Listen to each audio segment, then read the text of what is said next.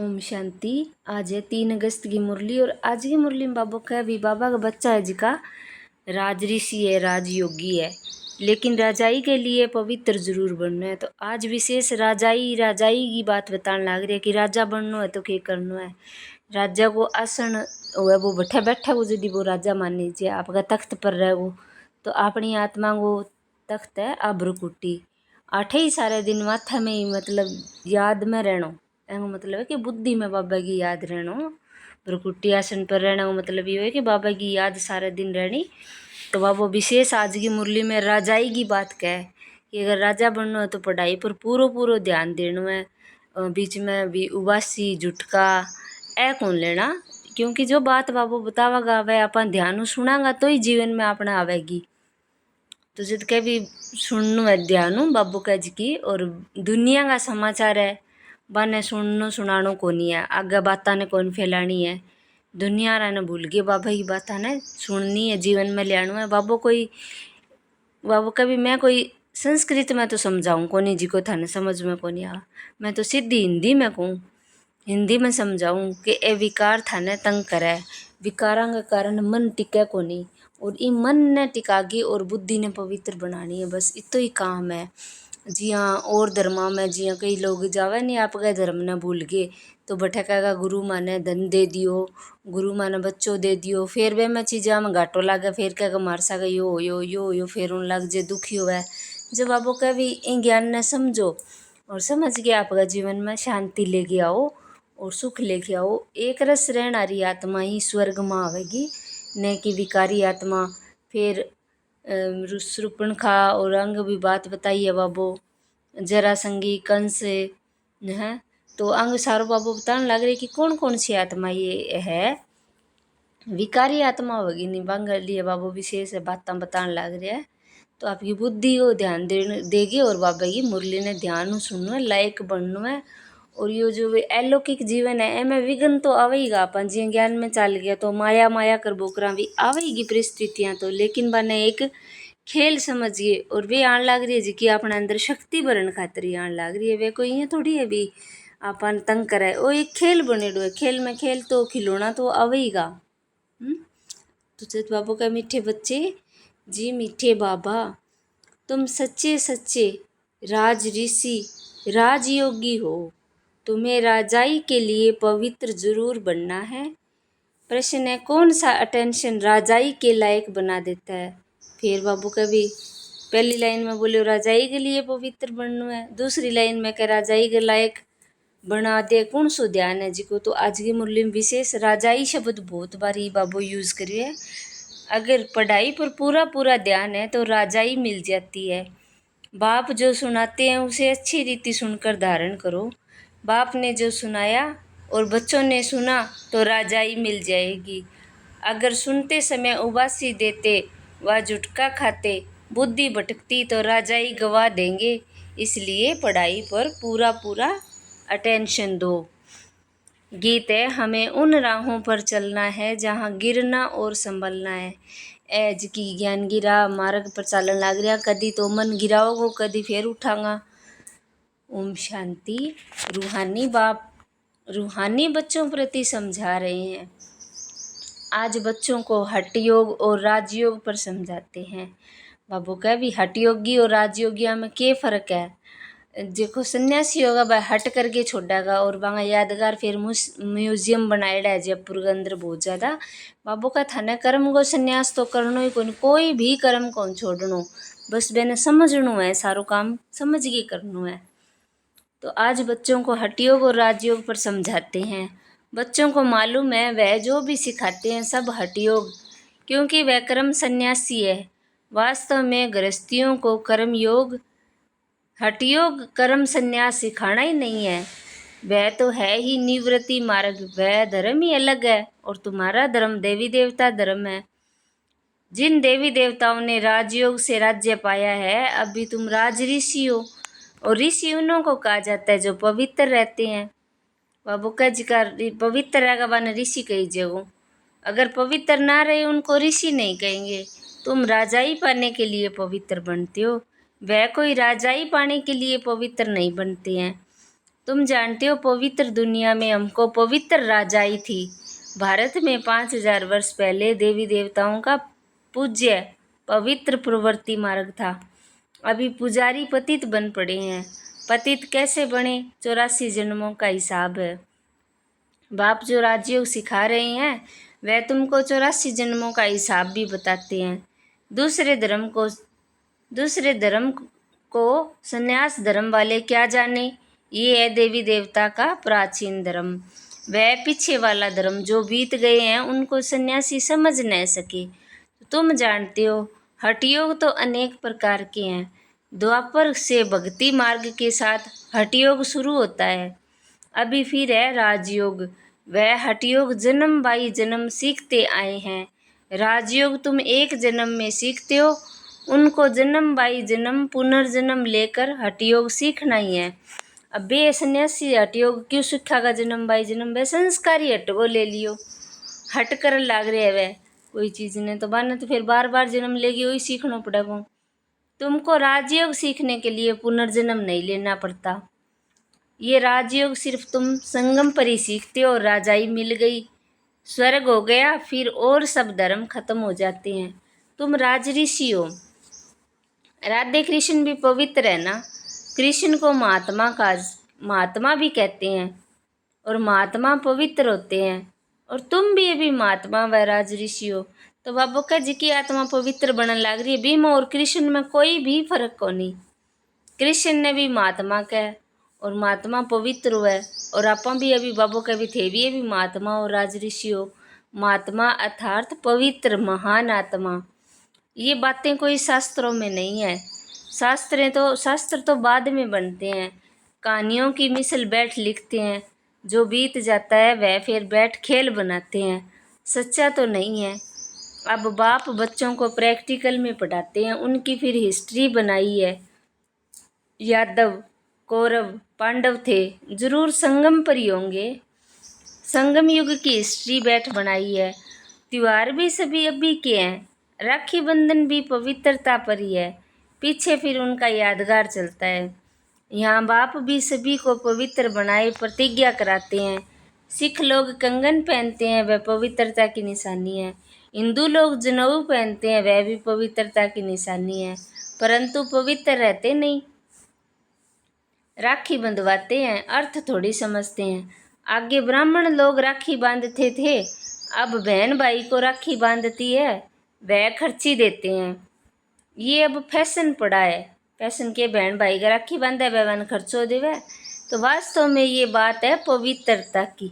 बाप कहते हैं बच्चे काम महाशत्रु है। वह ब्राह्मण लोग कोई ऐसे नहीं समझाते हैं। अभी बेहद का बाप कहते हैं बच्चे प्रतिज्ञा करो, हम पवित्र बनेंगे, कभी विकार में नहीं जाएंगे। बुलाते भी हैं इसीलिए कि आकर पतितों को पावन बनाओ। सतयुग त्रेता में कोई नहीं बुलाते। वह है ही राम राज्य सतयुग त्रेता और ये है रावण राज्य। राम राज्य में 5 विकार होते नहीं, यथा रानी, राजा और तथा प्रजा। अब तुम बच्चे जानते हो हम बाबा से स्वर्ग की बादशाही ले रहे हैं। इस नरक से जाना जरूर है। बाबा आया है पावन बनाकर स्वर्ग में ले जाने। फिर तो हम क्यों नहीं पावन बने? उनों के तो हठयोग के अनेक प्रकार के हैं। जयपुर के म्यूजियम में जाकर देखो कितने वैरायटी है हठयोगियों की। उनसे होता कुछ भी नहीं, सीढ़ी नीचे ही उतरते जाते हैं। बाबू का हट करके कोई चीज़ ने को नहीं छोड़नी है। कर्म करता हो या बाबा की याद में रहना है। बस आपनो है कर्म योग और भंगो है कर्म संन्यास, इतना फर्क है। तो बाप ने समझाया है भारत जब पतित बनता है, रावण का राज्य होता है तो धरनी हिलने लगती है। अब धरनी हिलने का मतलब भारत पतित होने का मतलब जब आत्मा में विकार आवेगा तो धरती यानी वो 5 शरीर बनेड़ो है नी 5 तत्वों को वो हिलन लाग जे। वो सोने के महल आदि सब नीचे चले जाते हैं। जिका अपना गुण है वह सारा दब जाएगा। महलों आदि को कोई लूटा थोड़ी है, वह तो सिर्फ मंदिर को लूटा है। कुछ जेवर सोना आदि ले गए। जेवरों का सबसे जास्ती शौक तुमको है।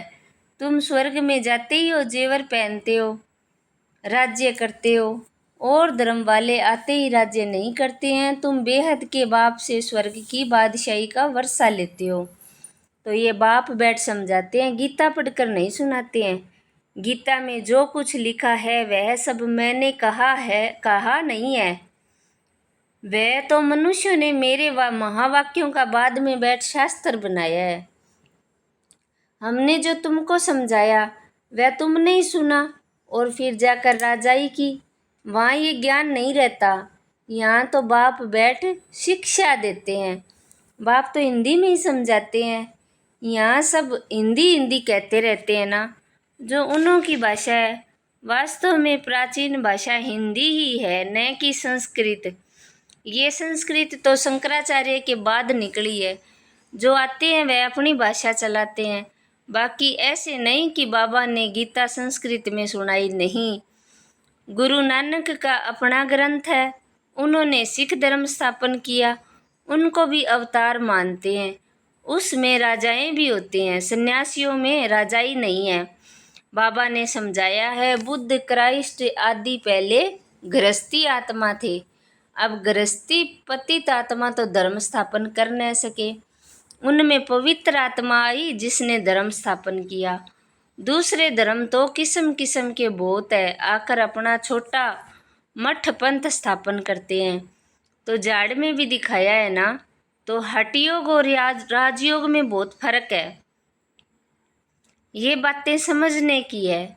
जिसको समझ में नहीं आती होगी वह झुटका खाते उबासी देते रहेंगे। यहाँ तुमको खजाना मिलता है, बड़ी भारी कमाई है और तुम रत्नों से झोली भरते हो। तो ये आंखें खोल कर सुनना होता है। झुटके खाते रहेंगे या बुद्धि बाहर भटकती रहेगी तो वह राजधानी पा न सके। तुम हो राज ऋषि, राजाई प्राप्त करने वाले। बाप राजधानी स्थापन करते हैं, श्री कृष्ण नहीं करते हैं। श्री कृष्ण तो बाप का वर्षा लेते हैं। अब तुम्हारा बाप है निराकार, जिससे वर्षा ले रहे हो विश्व की बादशाही का। कितना तुम साहूकार बनते हो। यहाँ एक ही बाप आकर राजयोग सिखलाते हैं। सो भी घूमो फिरो खाओ पियो, सिर्फ बाप को याद करो। साहूकार जरूर अच्छी रीति खाएंगे, वह तो अपनी कमाई का फल खाते हैं। मालपुआ खाओ या रोटी खाओ, याद करो बाप को। भल कुछ भी खाओ, पैसा तब किसके लिए है। बाबा कोई मना नहीं करते हैं, सिर्फ बाप से योग लगाना है। बाबा का कुछ भी काम करो, बाबा की याद जरूरी है। काम कोई भी कौन छोड़ना है, सब करना है। इस राजाई स्थापन करने में खर्चा नहीं है। उस लड़ाई आदि में कितना खर्चा है। एरोप्लेन पर कितना खर्चा करते हैं, गिरते हैं तो एकदम ख़त्म हो जाते हैं, कितना नुकसान हो जाता है। तो बाप कहते हैं चलते फिरते बाप को याद करो, स्वदर्शन चक्कर फिराते रहो। हमने 84 जन्म पूरे किए हैं, अब चले वतन की ओर। घर जाकर फिर आए राजाई करेंगे। तो तुम एक्टर हो ना। वह बाइस्कोप तो 2-2.5 घंटा चलता है। ये बेहद का नाटक 5000 वर्ष चलता है। बाबा कहे थे नाटक का एक्टर हो, और वो फिल्मा में नाटक चला है वह 2-2.5 घंटा चला है। वो बेहद को नाटक 5000 वर्ष चला है। इनको मनुष्य ही जान सकते हैं। ये दुनिया है कांटों का जंगल। बड़े से बड़ा कांटा है विकार का, जो आदि मध्य अंत दुख देते हैं। दूसरे नंबर का कांटा है क्रोध।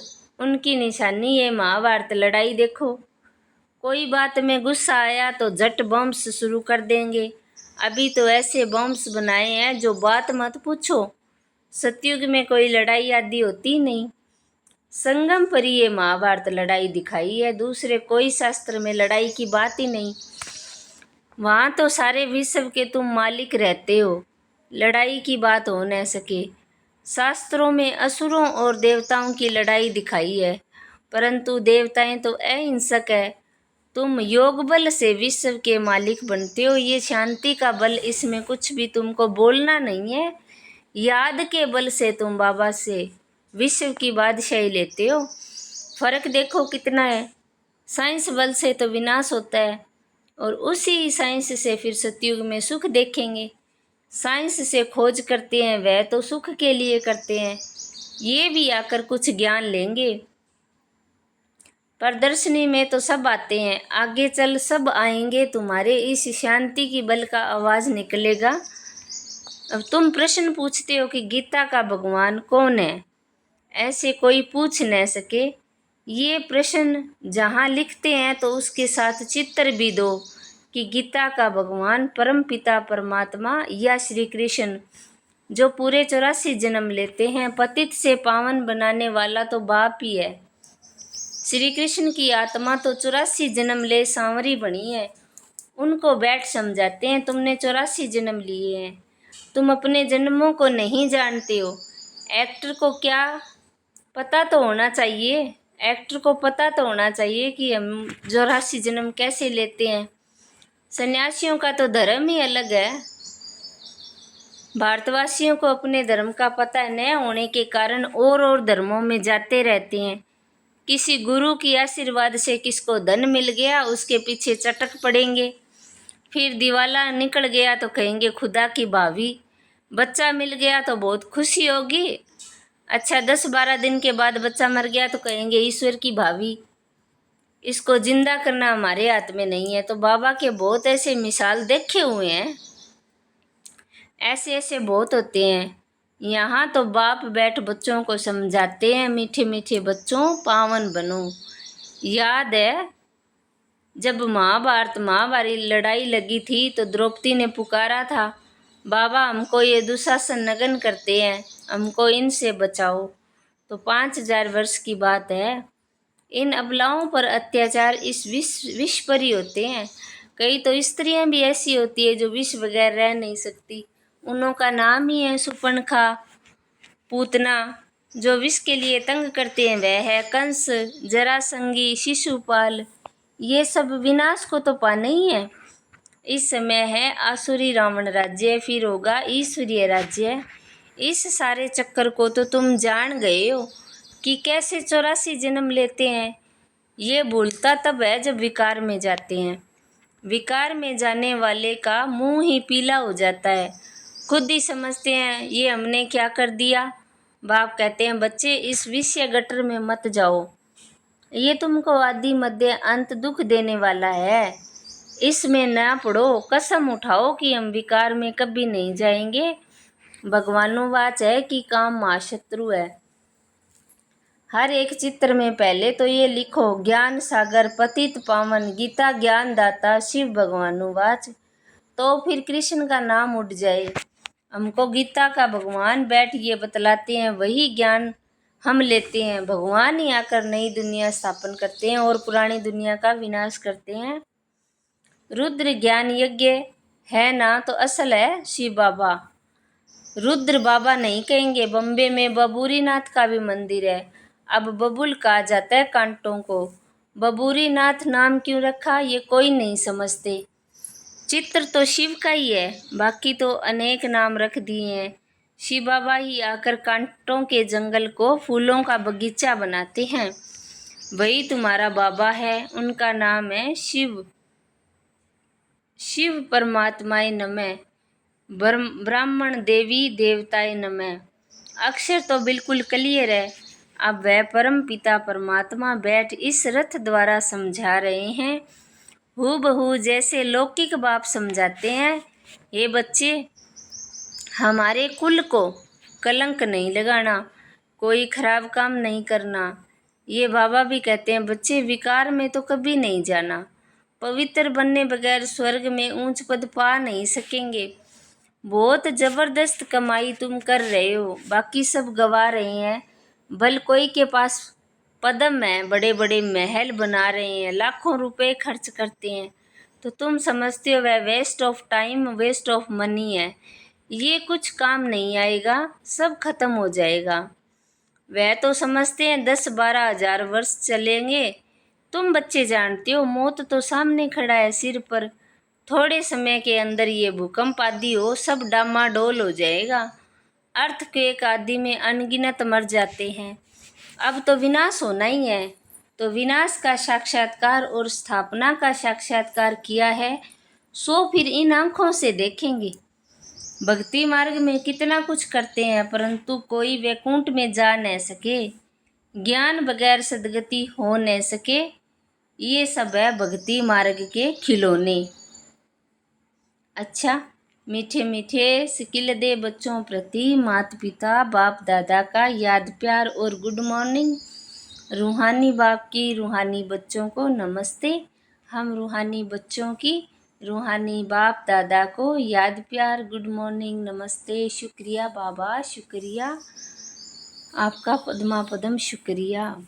धारणा के लिए मुख्य सार है, पहले है कुल कलंकित करने वाला कोई भी खराब काम नहीं करना है। आपनो जी को ब्राह्मण कुल बनन लाग रही है, इनकी कोई भी इशू काम नहीं है कि कुल गए कलंक लग गए। पवित्र बनने की अपने आप से प्रतिज्ञा करनी है। दूसरा है, अब अपना टाइम मनी वेस्ट नहीं करना है। फूलों के बगीचे में चलने के लिए कांटे निकाल देना है। वरदान है, अलौकिक खेल और खिलौनों से खेलते हुए सदा शक्तिशाली बनने वाले अचल अडोल भव। अलौकिक जीवन में माया के विघ्न आना भी एक खेल है। जैसे शारीरिक शक्ति के लिए खेल कराया जाता है, ऐसे अलौकिक युग में परिस्थितियों को खिलौना समझकर ये अलौकिक खेल खेलो। इससे डरो व घबराओ नहीं। सर्व संकल्पों सहित स्वयं को बाप दादा पर बलिहार कर दो। जो भी आपने संकल्प आन लाग रहा है, कहते मेरा को नहीं है, बाबा का ही है, तो माया कभी वार नहीं कर सकती। रोज अमृत वेले साक्षी बन स्वयं का सर्व शक्तियों से श्रृंगार करो तो अचल अडोल रहेंगे। स्लोगन है, कोई भी संसार समाचार सुनना सुनाना, ये भी स्वयं में किचड़ा जमा करना है। आपके अंदर किचड़ो जमा करना है, दूसरे की बातें सुननी और सुनानी हो आपके अंदर ये किचड़ो जमा होने लग रही है। ए व्यक्ति सारा है, बाप दादा का मुख्य फरमान है, निरंतर याद में रहो और मन वाणी कर्म से पवित्र बनो। कर्म कोई भी करांगा तो वह अंदर बाबा की याद होनी चाहिए। संकल्प में भी अपवित्रता व अशुद्धता ना हो, इसको कहते हैं संपूर्ण पवित्र। संकल्प में भी अगर पुराने अशुद्ध संस्कार टच करते हैं, व्यर्थ संकल्प चलते हैं या स्वप्न आते हैं तो संपूर्ण पवित्र नहीं कहेंगे। इसलिए पवित्र भव व योगी भव के पहले पाठ को स्वरूप में लाओ, तब ही बाप समान और बाप के समीप आने के अधिकारी बन सकेंगे। अच्छा, ओम शांति।